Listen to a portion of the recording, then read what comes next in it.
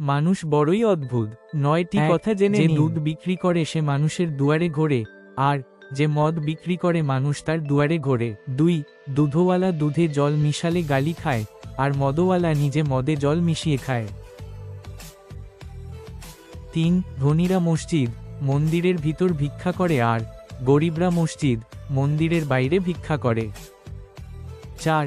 মৃতদিন পালন করা হয় মোমবাতি জ্বালিয়ে, আর জন্মদিন পালন করা হয় মোমবাতি নিভিয়ে।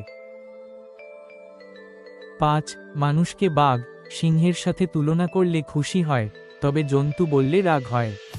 বাঘ, সিংহ তবে কি? 6.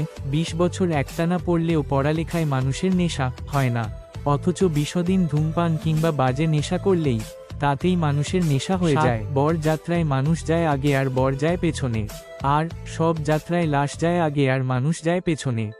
8. তিক্ত কথা, তিতা জিনিস মানুষের পছন্দ না, এমনকি তিতা জিনিসকে পোকাও পছন্দ করে না। 9.